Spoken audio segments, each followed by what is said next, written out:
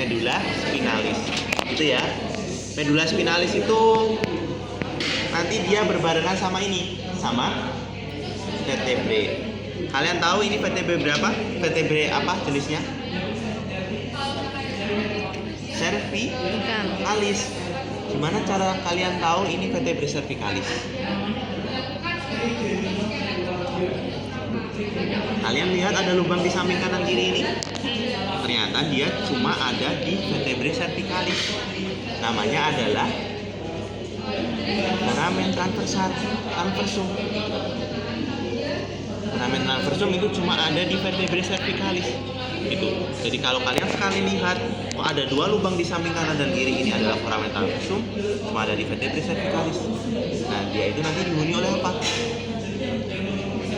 Arteri vertebralis. Gitu ya. Nanti kalau soal-soal di vertebrae mungkin kayak gitu aja. Gitu.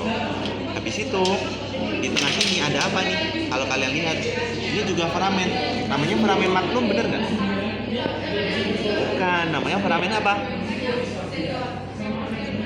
Vertebralis, ya kan? Nanti foramen vertebralis akan ditumpuk satu sama lain membentuk kanalis vertebralis. Nanti ditanya di situ dihuni oleh apa? Dihuni oleh medula spinalis. Dan yang terakhir ada yang paling sering keluar di sini. Kalau kalian lihat di sini ada foramen juga. Namanya foramen apa ini? Cluenya adalah dia sebagai tempat keluarnya dari nervis spinalis. Jadi nervis spinalis itu keluar di sini. Dia namanya apa? Ada yang tahu? Cluenya lagi, foramen ini terdiri dari dua vertebrae atas dan bawah. Jadi dia disusun oleh dua vertebrae. Makanya kita namakan apa? Foramen intervertebralis. Jadi kalau ditanya foramen nervis spinalis itu dia keluar dari foramen apa? Intervertebralis. Gampang kan? Buat vertebrae itu kayak gitu aja. Jadi kalau kalian lihat, jangan lupa cara membedakan apa pembeda dari vertebrae cervicalis dengan vertebrae lainnya.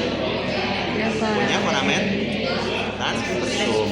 Apa yang membedakan vertebrae thoracalis dengan vertebrae lainnya? Apa? Betul, sama apa lagi? Coba kita lihat bentuk dari korpus vertebrae dari foramen vertebrae thoracalis dan vertebrae lumbalis. Berbeda nggak bentuknya? Bentuknya kalau vertebrae thoracalis bentuknya kayak apa? Kayak hati, sarang keong gitu ya. Jadi bentuknya kayak hati. Kalau yang ini bentuknya kayak apa? Kayak ginjal, ya, bukan sarang keong lagi. Gitu.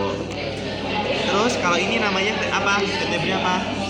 Sacrum. Dia sudah fusi ya. Nanti di lubang-lubang ini, aku tanya nih, dia mempunyai nggak? Intervertebralis nggak? Foramen intervertebralis nggak? Punya kayak gini kan nggak? Punya kayak ginian nggak tadi? Punya nggak? Vertebrae sakral? Tidak punya. Berarti kalau ditanya nervis spinalisnya keluar dari mana? Keluar dari yang di depan sini kan? Betul? Nah, ditanya nih, misal di responsi ini namanya apa? Foramen sacralis, iya kan? Tapi dia ada banyak kan? Kita sebut sebagai foramina sacrali.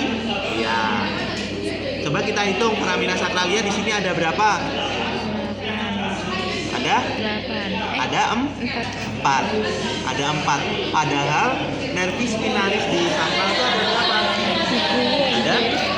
Ada 5. Jadi ada 1, 2, 3, 4. Berarti S5 keluar dari mana? Ada yang tahu S5 keluar dari mana? S5 dia ternyata keluar dari bawah sini. Kita lihat di posterior. Ternyata di sini ada lubang terakhir kita sebut sebagai hiatus sacralis. Nah, itu merupakan tempat keluarnya dari S5 bersamaan dengan koksik 1.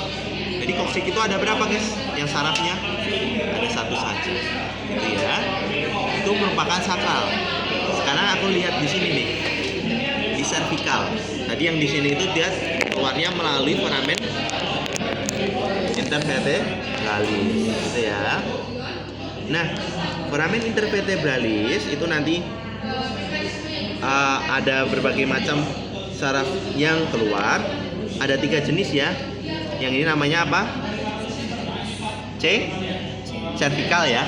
Kalau ini torakal, kalau yang ini lumbal. Wah, ini lihat ini. Dulu aja. Gitu ya. Nah, terus nih kita hitung ya, di cervikal itu ada berapa saraf yang keluar, guys? Ada 8. Padahal vertebranya ada berapa? Ada yang masih ingat vertebranya berapa? 7. Berarti dia mulainya dari mana, guys? Dari atas terlebih dahulu agar bisa mengkompensasi. Berarti mulainya seperti ini. Ini vertebra cervicalis 1, VC2, VC3, VC4, VC5, VC6, VC7. VC8 ada nggak? Tidak ada. Berarti nervis spinalis yang cervicalis C8 itu lokasinya berada di bawah cervix 7. Berarti kalau ditanya nervis spinalis C7, dia itu terletak di antara vertebre apa sama apa? Cervix 7 sama torak 1. Nah, kompetensi kalian itu bisa kalau ditunjuk ini. Nanti dia terletak di antara apa sama apa gitu biasanya responsif. Itu ya. Terus kalau toraks 1 lokasinya berada di bawah. Toraks itu ada berapa, guys? Ada 12. Vertebrae thoracalis-nya ada berapa? Ada 12 juga. Kalau lumbalnya ada berapa? Ada lumbal, ada 5. Vertebrae lumbalnya ada 5 juga. Gitu. Gampang ya. Terus nih, kita lihat di struktur yang kelihatan lainnya juga. Di sini biasanya yang keluar adalah, kalian tahu bahwa medula spinalis itu tidak hanya lurus doang, tetapi tabungnya itu ada yang menebal. Ada 2 penebalan dari medula spinalis. Yang pertama ada di daerah leher. Kita sebut sebagai apa? Betul, namanya adalah intumescentia apa? Cervicalis. Boleh ditunjukin nggak intumescentia cervicalis yang mana?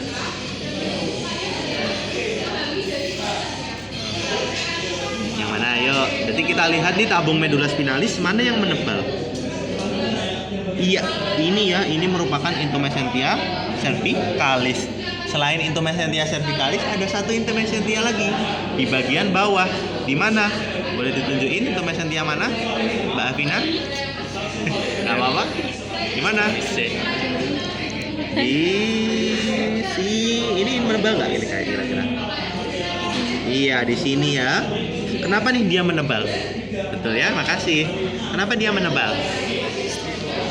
Betul, karena ekstremitas nanti akan membentuk plexus, sehingga banyak saraf yang keluar di sana, sehingga medula spinalisnya ikut menebal. Gitu ya. Kemudian medula spinalis dia berakhir di mana, guys? Ada yang tahu? Di suatu struktur bernama bentuknya kayak kun. Ya, bentuknya kayak kun di sini. Namanya apa ini? Conus medularis. Conus medularis setinggi apa? Iya, lumbal 1 sampai lumbal 2. Kalau ditanya, kenapa kok vertebrae itu lebih panjang daripada medula spinalis yang dilindunginya? Ada yang tahu kenapa? Betul, fase pertumbuhan. Lebih cepat mana fase pertumbuhan vertebrae dan juga medula spinalis? Lebih cepat vertebrae, ya kan? Sehingga dia medula spinalisnya tidak bisa mengikuti. Sebenarnya masih ada komponen dari medula spinalis yang ikut turun ke bawah sampai ke koksik. Dia kita sebut sebagai perpanjangan dari conus medularis, kita sebut sebagai filum terminalis. Yang berada di bawah sini, ini sakrum 2 ya. Dia ini namanya filum terminalis apa? Internum. Kalau yang luar, externum. Sementara itu ada serabut-serabut sakral yang dia itu ikut turun ke bawah karena medula spinalisnya tidak sampai ke situ, tidak sampai ke sini. Kalau kalian lihat, jadi dia itu di menghuni ini. Apa serabut-serabut yang menghuni itu? Bentuknya kayak ekor kuda, namanya cauda equina. Itu ya, gampang. Kemudian nanti di dura mater nanti ada 3 dura mater kan, dura mater. Kok dura mater? Meninges itu ada dura mater, spinalis, dura mater. Oh iya, dura mater betul ya, dura mater spinalis. Kemudian ada arachnoidea mater dan pia mater. Boleh ditunjukkan pia mater ternyata menebal membentuk ligamentum denticulatum. Ada yang tahu ligamentum denticulatum yang mana? Ini ya, kalau kalian lihat ada dari medula spinalis nempel ke dura mater. Kayak putih-putih ini, bentuknya kayak gigi. Ini merupakan ligamentum apa? Denticulatum. Gampang? Itu merupakan struktur eksternal dari medula spinalis. Sekarang kita lihat dari yang ini. Biasanya soalnya itu kayak gambar-gambar kayak gini. Gitu ya. Nah, kalau kalian lihat ternyata kalian kelompok berapa? Terakhir ya. Jadi nanti di sini akan ada yang namanya apa ya? Substansia. Gitu ya. Masih ingat substansia yang warnanya putih karena mengandung banyak mielin dan berlemak namanya substansia apa? Alba. Kalau yang satunya grisea. Nah, beda nggak lokasi antara grisea alba antara cerebrum dengan medula spinalis? Beda. Kalau yang cerebrum itu yang substansia alba yang di luar atau dalam? Dalam. Griseanya yang di luar. Kalau ditunjuk ini berarti substansia grisea. Sementara yang di medula spinalis itu dia kebalikannya. Itu ya. Kita lihat dari anatomi substansia grisea dari medula spinalis. Di anatomi substansia grisea itu nanti akan terdiri dari 3 tanduk. Tahu? Kornu itu apa? Tanduk. Ya kan? Kornu yang paling depan bentuknya apa sih guys? Substansia grisea itu kayak apa sih? Pupu. Ada yang bilang H juga boleh. Gitu ya. Ternyata karena dia akan membentuk suatu kornu tadi. Kornu yang di depan namanya kornu anterior, belakang posterior, dan satunya adalah kornu lateral. Kornu lateral ini tidak selalu muncul ya, dia karena dia itu merupakan tempat turunnya dari serabut otonom. Sementara otonom itu tidak selalu ada di tiap segmen, contohnya di servikal dia tidak ada. Itu ya. Bisa kita lanjut, ada yang tahu substansia grisea kornu anterior? Dia itu mengandung saraf yang fungsinya buat apa? Buat motorik, jadi yang turun-turun itu berasal di kornu anterior. Kalau kornu posterior dia mengandung apa? Sensorik. Contohnya aku tonjok ini, itu nanti diproses semua di kornu posterior. Kalau kornu lateral itu untuknya otonom. Karena simpatis gitu ya. Itu merupakan anatomi dari substansia grisea. Sekarang substansia alba. Substansia alba itu berarti yang mana?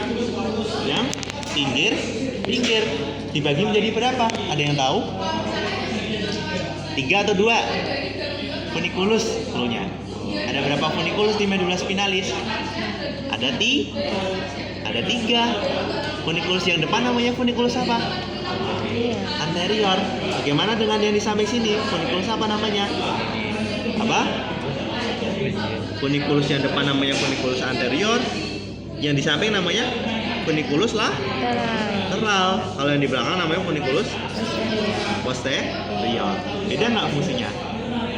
Kalau di substansia grisea tadi fungsinya beda, di funiculus juga beda, membawa serabut saraf yang berbeda. Gitu ya. Nah, coba kita lihat nih. Yang paling khas ada di funiculus posterior. Sebenarnya kalau kalian mau menghafalkan boleh isi-isi dari funiculus. Udah ada yang coba hafalin? Yang kayak tractus spinothalamicus dia lokasinya di funiculus mana? Gitu. Ada ya? Ada harus. Nah ini ya. Ini aku tuju funiculus apa guys ini? Posterior. Funiculus posterior. Ternyata di funiculus posterior ada dua fasciculus. Fasciculus itu artinya kayak kabel gitu ya, yang akan turun di funiculus posterior. Ada yang tahu ini funiculus apa? Ya, ada fasciculus apa? Jadi dia ini keluar responsi ya, karena dia cuma sederhana dan khas. Ada fasciculus gracilis sama fasciculus cuneatus. Lokasinya berada di funiculus posterior. Gitu ya. Di fasciculus gracilis yang ini, yang mana yang gracilis, ada yang cuneatus yang mana?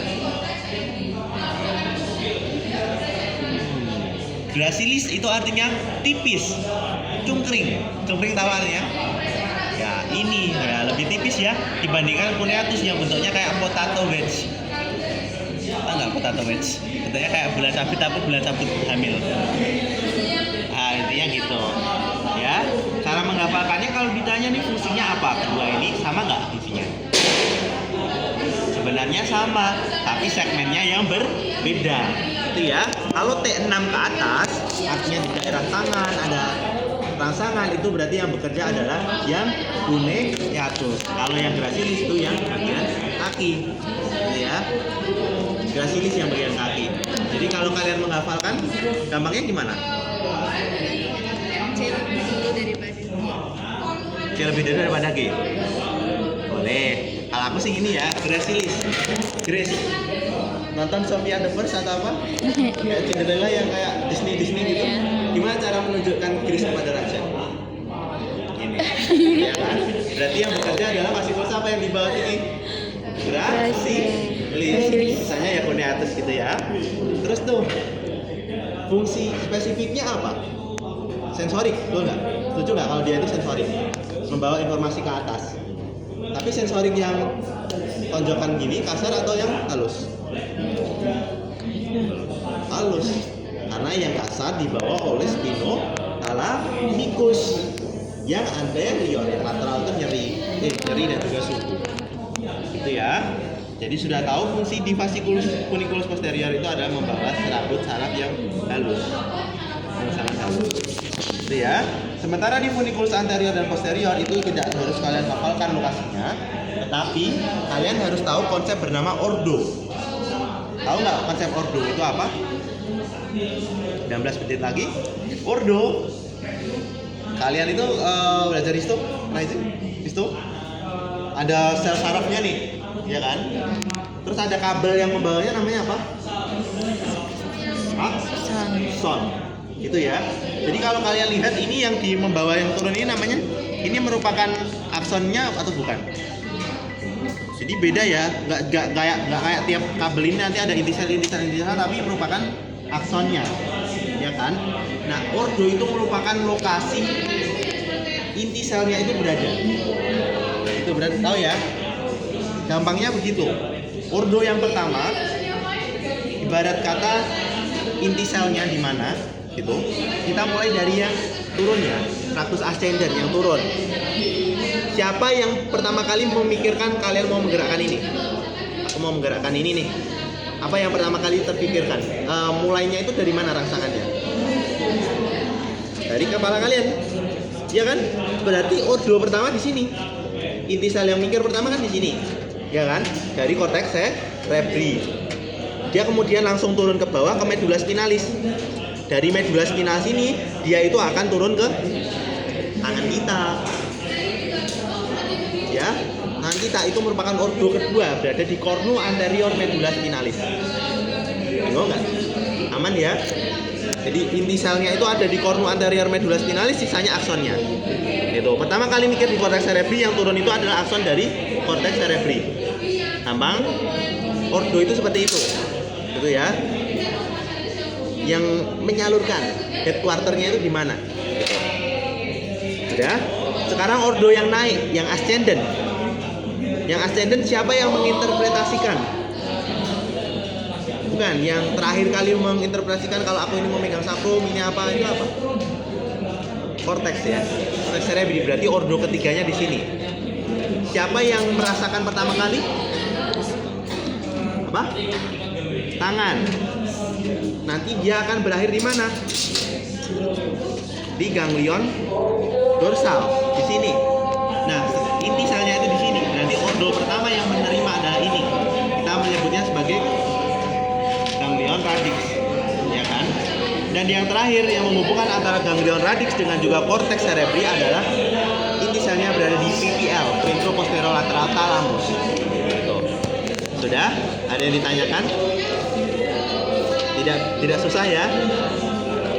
Kalian sudah tahu tentang ini cekungan-cekungan dari medula spinalis. Jadi medula spinalis tidak hanya berbentuk seperti tabung, tetapi dia terdiri dari sulcus dan juga visura, sama seperti di cerebrum. Gitu ya. Visura dari medula spinalis cuma ada berapa? Ada berapa? Ada yang tahu? Satu saja. saja dan lokasinya berada di depan. Yang mana? Ada yang saya tunjukin yang mana? Yang ini. Ini merupakan visura mediana anterior. Sisanya itu namanya sulcus. Ini adalah sulcus medianum posterior. Ini adalah sulcus anterolateral dan sulcus posterolateral. Itu jangan lupa dihafalin. Itu penting sekali. Karena kalau ditanya radix anterior dari medula spinalis, dia keluar melalui sulcus apa? Ada yang tahu? Betul, aderola. Bagaimana dengan aksi posterior? Posterior, lateral sulcus. Ya. Nanti kalau ditanya di visura medianum anterior akan ada arteri apa? Arteri spinalis anterior. Sementara arteri spinalis posterior berada di mana? Bukan, sulcus posterolateral. Ya. Jadi ada dua, kanan dan sebelah kiri, itu namanya arteri spinalis posterior. Nah itu yang bikin kecil ya sekali. Ada yang mau ditanyakan? Tidak ada? Istirahat ya.